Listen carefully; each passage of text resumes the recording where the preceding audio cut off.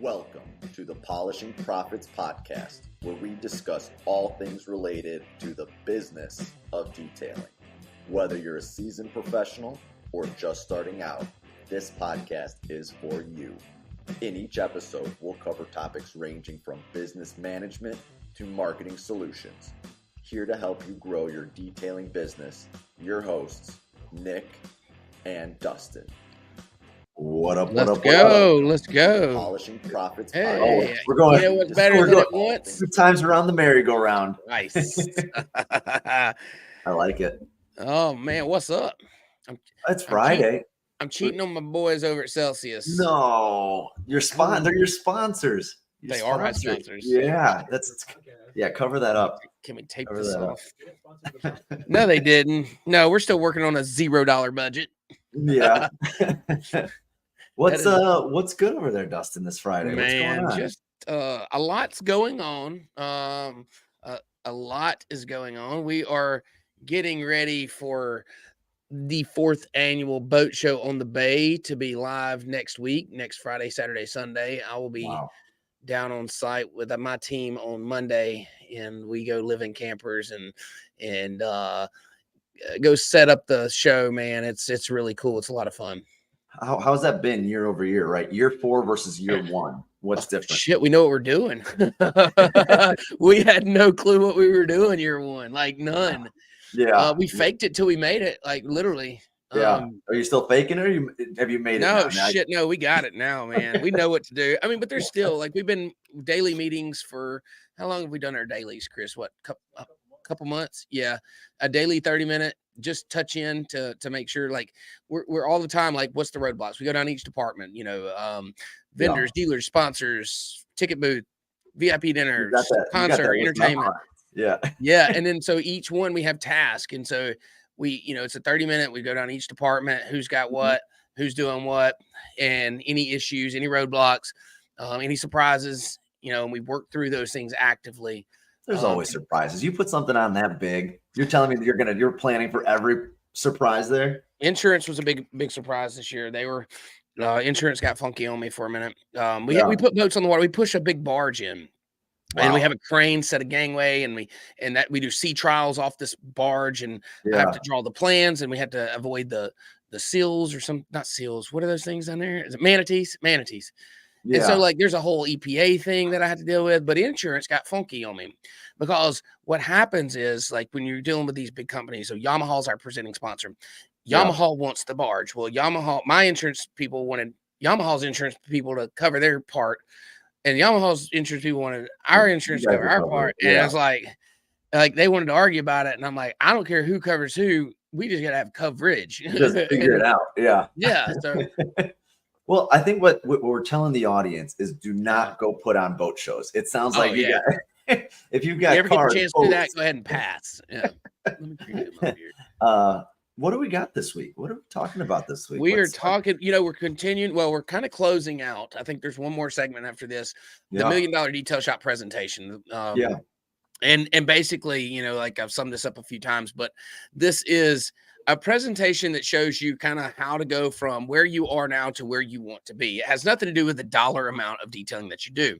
We named it that because it was catching, and that's what we call ourselves here, is the $1 Million Detail Shop. Yeah. But in reality, it's about going from owner operator or 1 or 2 employees to scaling up to maybe multiple locations, maybe multiple employees, things like that. Yeah. And this week is about the marketing side of that. So I feel like a lot of people, right, they struggle with the marketing side, right? They're able to do these cars, knock them out, grow their business. They've got employees. They're scaling. They're doing more jobs, right? They're doing all this stuff word of mouth. Yeah. And there's that unlock of, hey, we're not really reaching out and presenting ourselves efficiently online, so people can find us. People can, post, interact, grow that community outside of the 4 walls or outside of their mobile units. And I think that's marketing it just goes in so many different directions. What does it mean to you, Dustin? Yeah, I mean, it's big, but I think it's overcomplicated at times. But in reality, marketing becomes important because when it's just you and you're just providing enough business for you, it's easy to get that with word of mouth, right? It's easy to keep the engine turning. And guess what? If you're slow, you only affect yourself. And that may affect one day's worth of pay, but like There's not much riding on that. Yeah. All right. When you have a team or when you're trying to build a team, you need marketing to bring the customers to you, right? You need to get inbound. All right. Because you got an engine that's consuming, you got a thing that's consuming work, and you got to feed that thing more work. And marketing is what brings it to you. And so when I say people overcomplicate it, there's all these different avenues: radio, TV, print, social media, Google, websites, business cards, whatever, trade shows, car shows. Like, there's so many realms and areas in which you can do marketing, but you don't have to solve every problem at once. What do you so think of it like this: if you just listed all those things, right? And I think everyone's in the same boat. They're like, okay, wait, should I do social? Should I do mailers? Should I do, business cards, guerrilla marketing? How does someone decide where to put? They only have so much time. They got an hour, right? They got an hour of the day to put towards marketing. How are they making that decision? What are you doing when you're sitting on the toilet? Yeah. What do you do? Yeah, you look at your phone? Yeah. Social media, probably. Yeah. You get in front of the people where they are. If you pull up to a red light and you look around, people aren't reading the newspaper anymore. They're rarely looking at billboards anymore. Usually, if you stop for a minute, they're pulling out their phone. Yeah. Even as bad as it is. Well, guess newsflash is they're not reading the newspaper there. They're not, they're checking their social media. They're seeing what's going on. So my recommendation is to be where people are. Yeah. And that doesn't mean sell out in all of your budget if you have a marketing budget into one area. But if you're starting with nothing, if you have nothing, and you want to start somewhere, go to the place where you can find the most people for the cheapest amount or free. Yeah. And I think the free part, the F word, right? Free. I think that's where everybody should start. Absolutely. Yeah. Tossing money into Google Ads, tossing money straight into Facebook without getting that, like, an engine, a process behind it. We've taken the last 3 months just trying to figure out the right process and the right application of what we're trying to do. And you start laying out, all of a sudden you're like, okay, this is the process for social media. This is the process for blogs. This is the process for, for anything else that we're trying to run. And figuring out how that works with your team, figuring out how that works with yourself, your own time. Are you working, 9 to 5 on cars and 6 to 7 having some dinner, and then 6 to 7 on marketing? Like, sometimes you have to make that decision. Absolutely. And most of these guys are. Most of that's usually what it boils down to. And that's where most time people say, I just don't have time to post, or I don't have time to do this. All right, the like, when we think about like all these different outlets and channels and these processes that we're putting in place, before you get to that, you just need somewhere where someone can learn about you. And if you think about like, hey, I can do your detail. It'll be $100 or whatever. They may want to look into you a little more. And so they need to be able to find your business, not just your person, but your business somewhere, whether that's Facebook, Instagram, Google, website, whatever that may. Start there just by a simple profile, so someone can go gather a little bit of information. And it doesn't have to be this, this elite, deep marketing campaign that's got all these moving parts. You can start with just a profile with some pictures and information about your company, so that way someone could figure out who you are and what you're about. Let me throw something out. Just so we've been in business 15 years, right? And we deleted our Instagram last week. Start completely fresh. It wasn't syncing up with our Facebook. We had a bunch of other little things that was not efficient, right? We were having to post 2 times. We were over it. We said, listen, we're going to start from scratch. Yeah. The stuff we posted over the last 2 years was not what we want our customers to see. Sure. So we made a conscious decision. We're going to reset. We're going to start from the ground up. Wrong with that. And again, I think I've got it shared. Take a look at where we're trying to go here with this. Oh, looks good too. It's clean. Yeah. We just want to clean. Right. You want to see people work. We're not car salesmen, right? We're not selling cars. We want people to see what we've got going on. And, whether it's a PPF, and we want these nice, easy, short form videos of them seeing what we're doing. Love it. And again, I don't care. It's not about the followers. It's more about, hey, I would rather have 100 followers, right, that interact and than 1,000, and you don't have people that you don't even know. So think about, you mentioned something, and this is very important part. your content. Okay. And just for those, you know, the content is the videos, the pictures that you choose to share. That's called content. It should represent the service that you provide. We do not sell shiny cars. We do not sell clean cars. We sell a service that provides those two. Okay. That service consists of labor to get to that point. So showing your team, providing the service, it triggers an emotion from your potential buyer that says, oh yeah, I would like him or her to do that to mine. Not, oh wow, I would like to go buy that you know, gray Audi, whatever that is, you know, like that's what, you know, if there was one thing that somebody could take away from it right now, would be to incorporate into their pictures and videos themselves and their team doing the service. I've been screaming that a long time. Christy Giovanni's been screaming it for a long time. It makes sense, right? We always wanted to do the befores and afters. Everybody wanted to show the scratches with all light, you know, to the polish. That's great and wonderful, but that does not sell details. And it's also like, again, that picture has nothing to do with the message. So you're trying to play off of two different things. Hey, we're closed on Easter, right? Great. There's the information. And here's a cool picture. You know what I mean? You're playing to that Instagram audience of saying, hey, we're trying to tell you something and we're trying to catch your attention by doing this. And subconsciously they're like, oh, wait, they're a hand car wash. It's not a machine. It's all microfiber. It's all these other things come into play. And the one thing that I've learned a lot with Instagram and even Facebook, the likes and the comments, think about when you're scrolling, the interaction overall on all of these social networks have gone down dramatically. I haven't liked a post in a year. You know what I mean? But I'll engage with it. I'll look at it. But to go and hit like it's not a measure. It's kind of played out. Yeah, you can't judge how many people saw, how motivated they were by if they liked your post or not. You got to provide the content to give somebody some information to go on. It's just, look, your website don't have likes. Okay, we can all agree that a website will help you sell a detail, right? A website has content, just like this feed does right here. A website has 0 likes, but you have people that go there all the time and learn more information about you and buy details from you. So chasing the likes and concerning yourself with that is a waste of time. Get the content up, and just like you said, it doesn't have to be perfect. These are little time-lapse videos. Nice, you know, it's a great shot, it's a great angle, but like you didn't spend 4 hours editing this. No, I hope. I promise you, no. Yeah, it's literally, we put the tripod down and we're done. You know, and everyone's got an iPhone. All of them shoot in pretty good picture. You know, they've all got a lot of cool features, you know, to figure that out, and you just post it. But I'm kind of excited because we've got a budget that we're gonna, you know, strategically now. What we're trying to learn now is on the marketing side with the ads, what's going to be our best ROI of our money, not of our time, because now our time has come down to almost nothing. We're already scheduled out 30 days on posts. We're not going to have to do any crazy amount of work for 30 days. But now when we spend the dollars, the thought process behind it of who are we trying to reach with this video, right?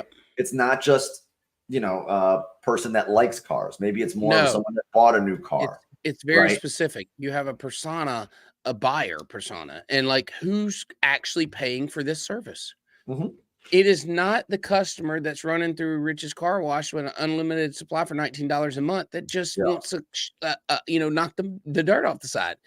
All right. It's not. And so you have to define that person. Who is your buyer? Who spends the money in your shop? And those are the people that you target in your social media. And so when you think about paid ads, here's the one thing I can say too, is most of you guys, and it never fails. It never fails. After I have a conversation like this, somebody will go spend $100 on Facebook and they'll call me up and say, Dustin, you're an idiot. And I say, why? We already knew that, but why? They said, well, I spent $100. I didn't get no work off of it. So, okay, well, how do you measure that? Well, my phone didn't ring or blah, blah, blah. Yeah. I'm like, dude, that doesn't even make sense. Here's the thing. I said, you've got to set up before you spend $1 is how are you going to track this? Yeah. What is the call to action? If I'm putting money behind something, where am I sending this person to make the purchase? Now, let me ask you, where are you trying to send when you're doing those boosted posts and you're trying, or even a piece of content, right? What is the goal for EZN? And I'll tell you what splash. Our website. Yeah. We send them to easyanddetail.com. And why is that? because that's where they learn about us. So we've got we snagged their attention. We had half a second on social media to snag their attention. Something we did that. Okay, something triggered that, and they said, "Learn more, get or visit our website." Blah blah blah. They clicked it. Now we got your attention. Yeah. We got your attention, so we want you on our website. I thought I fixed this problem. Just went down 2 inches. I did, and now I don't think it's going to come back up. And so, hang on. I'm sorry, guys. This is all part of the show. There we go. I think I got it. So we want them to go to the website. We want them to go to easyinDetail.com, and we want them to learn more about the services. We want to warm them up to the idea that they're going to do business with us. We're not just trying to, we don't want to see them in the restaurant and then ask them to marry us in the same visit, right? Yeah. We want to date them. We want to court them. There's a courtship, right? We want to interact. We want to teach you about us. We want you to learn about us. Make sure that you like us. Make sure we like you. That's trust. You're building trust without a human, which is the way I usually try and think of our website. Absolutely. And that's portrayed through your website, your content on your website, learning more about you, seeing the people that work for you, seeing the things that you do, see the services that you provide. Then you want them to go from there to either self-serve in a booking site that can generate a price based on their conditions and stuff, or to call you and book a job. One of the things, and I'm probably not going to make many friends here, that I absolutely despise, and you probably do it, Nick, I don't know, is form fill out. And here's my problem with the form fill out. We have one ad that runs that has form fill out, and they're unconvertible leads. And I'm sorry, so you're saying you have an ad takes them directly to a form? Yeah. Okay. And to a landing page that has a form fill out. Okay. Here's the problem. Think about this. Customer sees an ad with a service they like. They click the button, they go to a landing page to learn more. And that's a single page website for those who don't really understand that. It's a single page website where they can learn a little bit more. Well, they have a problem they're trying to solve, and that's why they click the link in the beginning. They saw what you need. They saw the service you provide. They have a problem. I'm trying to solve my problem. I'm online now for this moment in time, trying to solve my own problem. And guess what? I got to go in here and put my name, number, and email and hope or wish or wait for you to call me back. Yeah. Dude, that is so freaking 2002. Like, who does that? What if Amazon had a form fill out? Like, you could buy this give now, but you must. And we'll get it to you. Yeah, we'll ship it to you right away. Dude, I want to buy the broom now. Yeah. So what's the alternative? Give me the alternative. A booking site. A booking site. What about both? Well, we have obviously a booking site, Give them an option is what you're saying. Like, hey, you want to go self-serve or you want us to call you?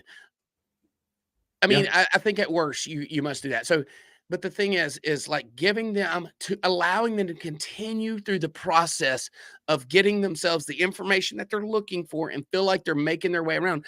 And then if they get to the booking site and they have questions, they're going to call you, and they're a much more educated buyer at that point than they were when they filled out the form. So you're thinking of more of a I'll call it buried form inside of your website. So a booking site has a form, and they're going to fill out their name, but they can click next, and then they can select their vehicle type, and they can click next, and they see packages that are available with pricing, and then if they have questions, they can call. But we're gathering their information on the front end, but we're not saying we'll call you back. Yeah. So let me tell you why that happens. You want to know why that happens? Maybe. I want to before you. I want to hear why it happens first. I got something for you. Okay. Form fill outs are there because marketing agencies want to show you that they got you leads. Yeah. That's it. They know that you're not going to pay them for page visits. And if they could say, no, I provided you 26 leads this month, then it's hard to quantify cutting them off. And how I know is because I own a marketing company. But I just think the on our website, we've got your free estimate form fill out, right? Yeah. We've got the next 2 tabs are call us. We have our 2 locations. Easy, give you options right under that, book now. Yeah. Right. So the people that know, or you're a scroller and you want to learn about PPF or ceramic or this or that, it just gives them these different options. And it almost depends on the person, Dustin. Yeah. Some people some people have they've got a problem that they think you don't know the answer to. They've Yeah. spilled milk in their car, right? Yeah. We've never seen that before. Right. And you're Right. like, I can't schedule yet because I don't know if you Yeah. guys can handle this. Correct. So our form fill out is there to say, hey, look, for that impossible problem that we've never seen before, they want to be able to really type us a paragraph. Man, I was driving at 32 miles an hour and I spilled 3 quarts of milk in the trunk. Are you guys able to do this? Guess what? We'll call you within 24 hours and say, yeah, we got you. Let's get you booked. You know what I mean? Absolutely. Yeah. And I think in given the options, I think that a form fill out has it can fill a need, right? It can fill a gap. I just think that if you don't have both options, the form fill out can be unproductive. Here's another issue. I'm making you turn on form fill outs. I'm making you man, I hate it. I told Chris when I had Detailers Roadmap build me a website. I had Chris build easyinDetail.com. They're building. We are perfectly capable and have built thousands of websites, right? Yeah. I felt like his process, his education, his niche in our industry served me better, served our company better. And so I hired him and it was the right choice. He did a great job. He did an excellent job. His team is excellent. Yeah. All right. I allowed him to put form fill out on my website. And he's going to kill me for this, by the way. And I hope he's Chris. Oh, he's watching this. I can do that right now. Fill out on my website. Okay. So here's what happened. I had him do both. And I have a spreadsheet with probably. So I have a spreadsheet with probably. Okay, back up. The form fill out on the website had about 6 submissions in the last year. Okay. Because we have book now buttons everywhere. Yeah. We also ran. Yes, we also ran an ad campaign with form fill out on a landing page, and we had about 40 or 50 leads in a couple of months come through, and we converted about 8% of that. And we have the best sales teams around. All right. So you're not going to tell me, no marketing agent is going to call me and say, you couldn't close the deal because your sales team couldn't sell it, which is what they may say if you did. So it's just not for us. It was an unconvertible lead. And I said, you know what, let's let these customers serve themselves. I do think there are scenarios. I think you hit the nail on the head. I think there are customers that want to tell you their problems to vet you out as a business before they interact. But I think if I'm a new company, right, and I have a decision to make, okay, my new company. Okay. What's it called? New detailer, a detailer growing. Red Dot Detailing? Red Dot Detailing. I haven't heard that one in a while. If I'm Red Dot Detailing and I have a choice to make, if I'm going to put a form fill out or a booking site in place, I'm putting a booking site in place. Yeah. Here's another thing. Think about this. We're in 2024. You don't have to make that choice. You don't have to make that choice. Do both. All right. But let me ask you this. Okay. I'm polishing a car, right? I'm doing my job. I'm a detailer here. How inconvenient is it for my website to serve me, let my customers fill this form out and then create more work for me to do? Now I got to follow up on this customer and I don't know anything about him. I don't know what, like that to me is not doing a detailer justice. Like that's like, here, 100%. Just go do this work. 100%. You know? But let's say if it's, you get 5% of your jobs from a form fill out, and that might be high. You know what I mean? Yeah. Sure. But if you're a brand new company, are you leaving those 5% jobs on the table because you're not doing a form? Because you're not offering that to it. Yeah. Right. As strongly as I feel about it, as strongly as I feel against form fill out, I still have a form fill out. Okay. So I think that just concludes everything. Yeah. I do. And then there's still on my website, Chris is probably laughing his ass off because on one of the last pages is the form fill out. You're making me battle, and it's But think about conceptually, like if we can. Let me put it the other side for the booking site. Obviously, detail booking. The number one thing that customers want is price. Yeah, that's why we use the anonymous feature. We leave customer information out there in the ether, right? Because we don't ask them for their info unless they really want to put it in, right? Sure. But at least they get to know the price. You're saving yourself from headaches and of customers. I don't want to pay that. That's fine. Go somewhere else, but at least you're giving them what the customer wants as fast as possible. Let me ask you this. What's terrible? Okay. I was looking. Okay. All right. I was on Facebook 2 days ago Okay. And I saw this big whiteboard, this 32-inch whiteboard that you can draw on, and you can like Yeah. do these layouts and just do this cool shit. Okay. And you can turn it into like text and you can do this thing. So I like click on the layout. I'm like, hell yeah, I need that. Yeah.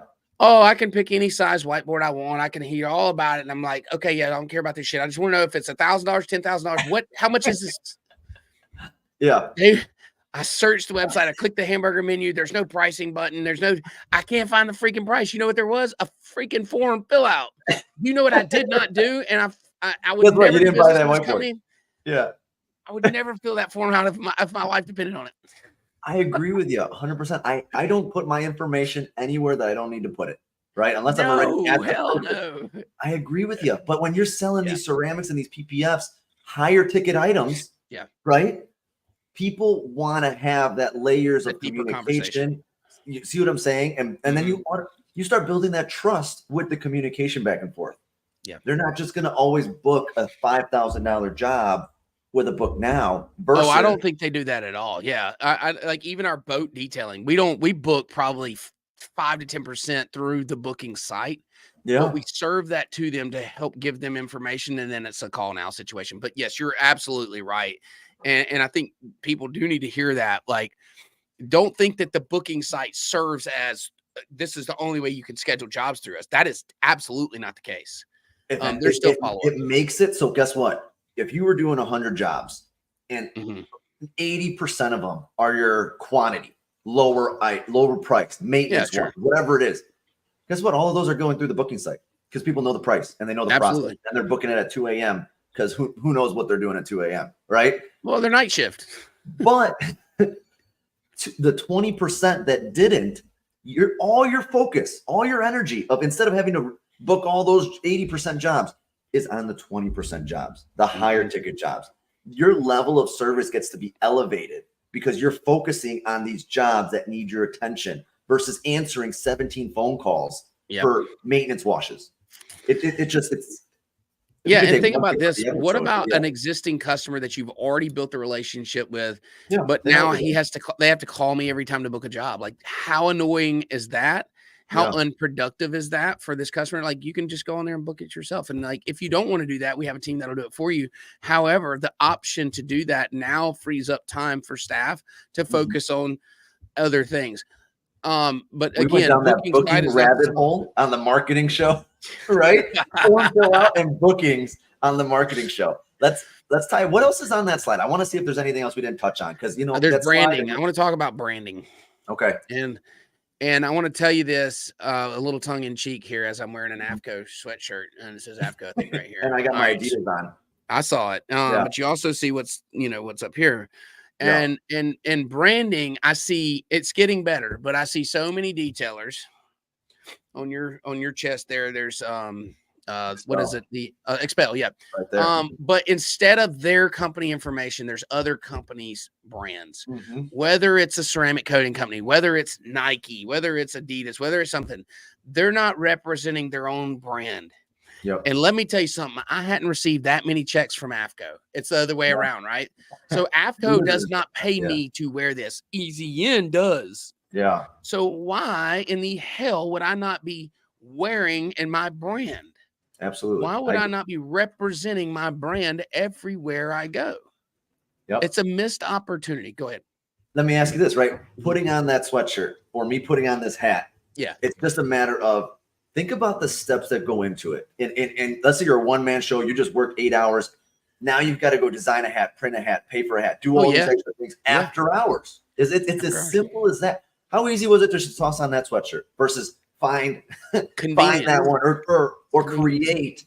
I don't know if you have Easy On sweatshirts. We don't have splash sweatshirts. You know what I mean? We do. Yeah. I mean, but yeah, no. Oh, let me tell you, and it's a whole thing. Getting uniforms. Chris sits in our staff meetings. It's one of the things I bitch about. Probably 30 out of the 52 weeks a year is our uniforms.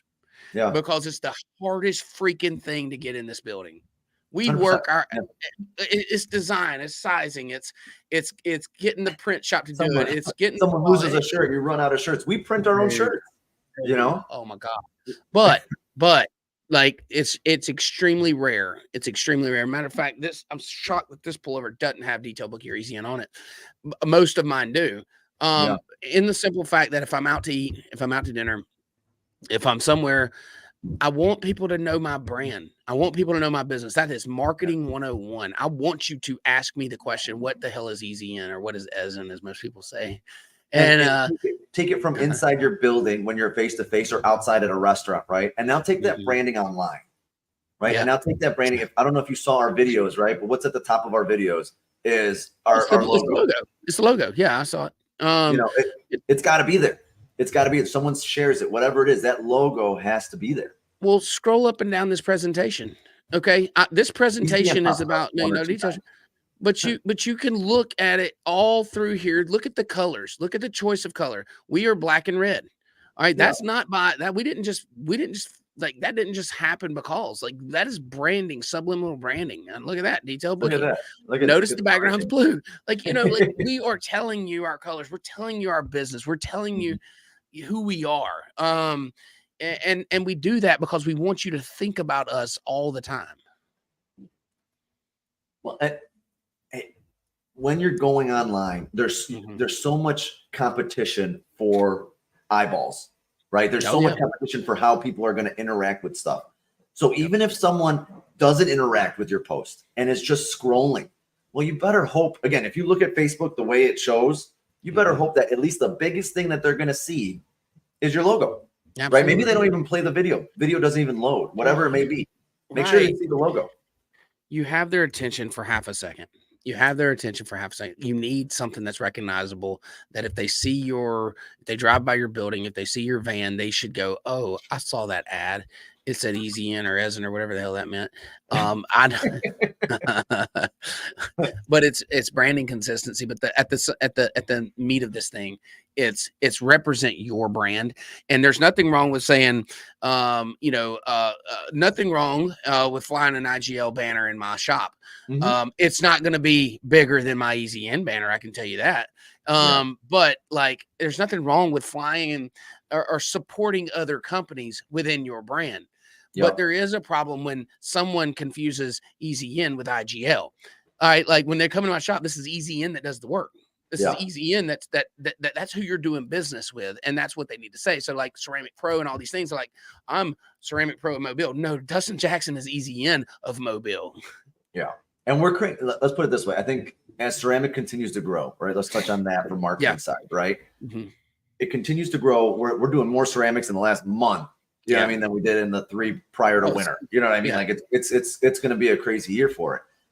People, you're able to learn what they care about in person, so you know what to market online.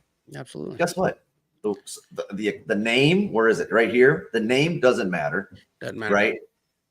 It's about building that trust with the customer. They're like who they're selling to. They already come to you for other services. They found you online. They went to your website. They saw your mobile van driving down the street. They saw you doing the neighbor's car, whatever it is. And then they're like, okay, I just want that. They don't want to know about. They don't do business with Expel. They do business with Splash. Yep. They're not going to come to Expel to have when they have a problem. They're coming back to Splash. We've changed our sales process of we don't even bring up Expel. You know what I mean? It's just how we want to be able to educate them as efficiently as possible about the service, right? Yeah. And not even as much about the product anymore. It's just, what is it going to do? We're selling them a product. We're selling them a service that contains a product. Like we're not like, somebody asked me the other day, I think it was Anthony, a good friend of mine. And he's like, well, how do you charge them for the product? And I was like, it's wrapped into our package price because we don't sell them a product. We sell them a service. No. Yeah.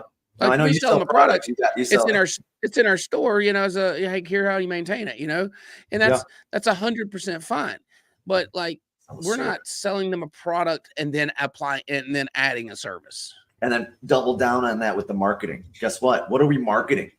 Not a product. Right. We don't have our bottles facing so that they can see the product, right? Yep. We're selling them the service. What are we doing? How is it? You know what I mean? What are the people seeing? And that's the service of us doing these different jobs. If you ask the owner of IGL, Joel LaPalme, you say, good guy, Joel, can I be IGL of Mobile? He will tell you no. And I've had this conversation. Me and him has had this conversation a million times. Yeah. It's like, I don't want, he said, that's not serving your customers. Like, yeah, I'd love for you to show our banner there. Yeah, I want you to sell our products.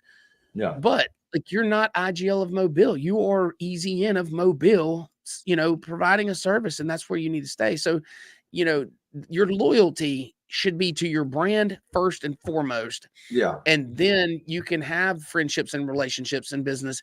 But if IGL went out of business, System X went out of business, Ceramic Pro went out of business, EZN still's got bills to pay. Yeah. Yeah. And you know what's funny is IGL, Expel, as they sell that product, but they don't create that loyalty with your customers. Your customers aren't buying Expel, right? No. They're not. All their marketing goes into, right, whether it's IGL or Expel, into getting dealers, to get dealers to use them. It's not for the customers to use them necessarily. Right. No, it's at all. So think about that. Anytime that they're putting ads out or posts out or this or that, they know detailers, know other detailers, right? They're trying to sell to us. They want to sell to us. They don't want to sell to the end customer. It just doesn't make sense. No, it doesn't. It doesn't. That's a great conversation on marketing. We probably got some comments. I would assume we have some comments on a Friday before probably Easter. Chris Giovanni. No, did he? He's not there. All right, it's important to consider how your logo is going to look and print on different things in different formats too. The silver, chrome, and color gradient. 8 color gradients to get choose from printing. That's great suggestion, Brooke. Absolutely. So when you're designing this elaborate, beautiful logo, think every color costs money. Okay. Yeah. And then making sure that you stay. All right. So one thing that Madison and Brooke taught me when they first come on our team was like brand consistency and like having a pack that we send. I'm sorry. A pack that we send, and that our logos must be this size. They must be these colors specifically. Like we don't just leave it to chance that you get our shit right. Right. Yeah. We're going to give you the information. We're going to provide the thing you need, the logo you need, the colors that you need to match our stuff. Can I throw something out real quick? Fiverr is where we did it, so we could get all the different files. If you're not an Illustrator guy, or you don't know how to create a logo, this or that, if you go to Fiverr, you're going to find someone for $35, $50 where you give them the logo that you want. You can show them a picture. They'll create it, and then they're going to give you the Facebook file so it fits nicely in the picture. You know what I mean? They're going to give you all these files for T-shirts and this and that on a full file package. And then you save that and you have that forever. Yep. Anyone out there that doesn't feel confident about the different file types of the logo that they have. So because everybody always asks you for the one you don't have. I don't know what a vector file is. What the hell is a vector file? I don't know, but the guy made it and we have it gets on my nerves. Vector files and form fill out. Vector files and form fill outs go in the same bucket. Don't go try and be a graphic designer when you got cars that ceramic coat, guys. Come on. Vector files and forms suck. Your branding is what sets you apart from everyone else. Detail Building Acronym Pro is my brand, not the products I use, dude. And let me tell you, branding is gonna that's a brand. Detail Billy brand, dude. He's a walking brand. Look at his truck. Look at Miss Vandy's nails when she goes to Mobile Tech. No, they are on brand. Swear to God, really? Dude, there's water droplets, like little, dude, on brand. Nitpicking is the same way. Tommy Trenton, that's awesome. Dude, beautiful brands. And I'm sure they got a process behind that. There's nothing wrong with testing different call to actions to compare results. Do what works for you and your business. You'll never know if you don't test it. Is she disagreeing with me? I think that is the best way to put it. So. Mic drop. Get you a vector file. The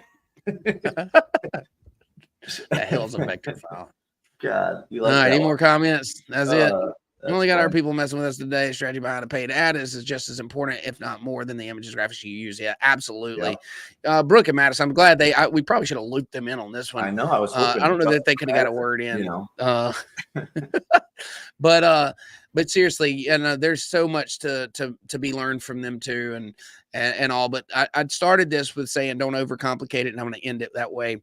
Don't overcomplicate marketing. All you're trying to do is show people the service that you provide and who you are. They just want to learn a little bit more about you, so you can make it as elaborate and complex as you want, and you grow into it that way. But when you start out, man, you're just trying to tell a story. That's it. No. And again, just the more you do of your service, oh, look who it is. There's my boy. Company with no So- sign is a sign of no business. Amen. That's right. I mean, think about it, you know, like that's think about a restaurant with no menu. Like, how does that work? You know? Yeah. That's you Love it. No menu. What do you- Celsius Life. Oh man, I'm on the dude. I don't even know where this came from. I'm just kidding. Chelsea brought it up. Uptime. Is it good? We Are we giving them a plug? no, No, they're not. They're good. Oh, look at Mike Carlin, Alani. He's an Alani drinker. I owe don't him know what one. that is. We went for a run in where were we? In Litchfield, Kentucky at a Okay. training, and we got up early one morning and I didn't have my Celsius. And so I drank his new Alani, and you'd thought I'd have punched him in the nuts or something. He was heartbroken over it. Really? Oh my God. He cried about it for at least 3 days. I'm still waiting for them to come to Chicago. You know. Hey, we're gonna be in Detroit. No, you still, yeah. You know, Dustin doesn't even Isn't know that where Detroit close? is. Detroit's like, isn't that right next to Chicago? Dude, I Oh, slept through geography. I 100%. I did not have Celsius in my life back then, and No. I slept through geography. You bad. still got time. Just open up a map. But now with I Google don't Maps, want to learn it, man. no, I don't that's like you wanna got enough on your plate. All right, man. Great show as always. Hopefully, you got something out of that. Marketing is not as hard as it seems. You do have time, but guess what? If you have a niece or a nephew or a young person that's in your life that's probably on TikTok, probably on Facebook, Instagram, whatever the thing is, they can also help you. Recruit them in. It's free. It's cheap. Whatever. Recruit them in to help you get on these social media platforms. If you're not there and you don't know what to do, chances are there's somebody in your life, wife, husband, brother, sister, kids, whatever that does. Put their ass to work. Make them post for you. Yeah, get them all to work. Get them all to work. Dude, child labor laws. I like to break them. Forget. We're gonna end it All on right. that. We're gonna end it Great on that. show. on I'll Friday. mic drop on that one. Have a happy Easter, everybody. You know, we're gonna have a Yes. good weekend. Are we here next week? Are we fighting through the Oh boat yeah, show? we're Be honest, coming let's from not- that. We're gonna get in the hangar. We're gonna go to the hangar and do it. Okay. So we're Okay, we're not doing gonna leave these people hanging. Okay. Nope. We're gonna hang in the hangar. Great show as always, Nick. Thanks everybody for commenting. We love y'all to death, and we'll see you next week. Next Peace. week. Peace out.